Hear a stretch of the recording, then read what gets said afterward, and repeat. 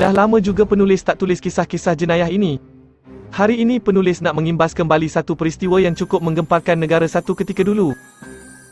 Iaitu peristiwa amok perabot Adam Jaafar yang mengamuk hingga menyebabkan seorang lelaki Chesoh Che Mahmud terbunuh di Chowkit, Kuala Lumpur pada Oktober 1987. Ceritanya bermula bila Adam bertindak melepaskan beratus das tembakan secara membabi buta di kawasan itu.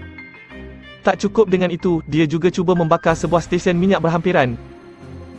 Kejadian pada malam 18 Oktober itu berakhir pukul 3.45 petang keesokan harinya setelah dia berjaya dipujuk oleh para pegawai tinggi tentera termasuk yang berjawatan Panglima untuk menyerah diri.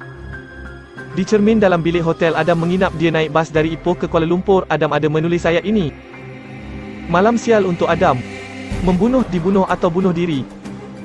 Sejak itu, sehingga sekarang, kalau search kat Google mengenai Adam ini, kita akan dihidangkan dengan pelbagai kisah serta versi kejadian itu. Dan yang paling hot, Adam kononnya bertindak demikian setelah adiknya dipukul hingga mati oleh seorang kerabat di Raja Johor.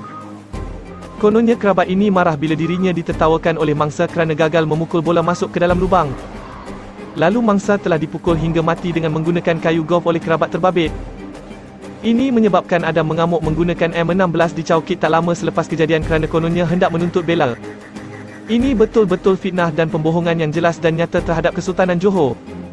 Apa yang sebenarnya berlaku adalah Adam ketika itu mengalami tekanan perasaan yang amat dahsyat kerana dibuli, didera mental dan fizikal hingga pernah diarahkan untuk membuat seks oral oleh para seniornya di kem tentera mereka.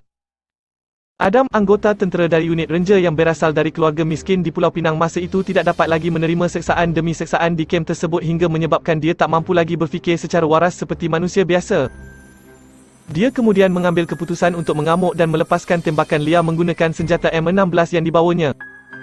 Penulis bukan reka cerita, semua benda ni disebut dan diperincikan di mahkamah satu persatu, namun tak ramai yang endah, sebaliknya hanya berminat pada cerita fiksyen yang tak wujud dan entah dari mana datangnya itu.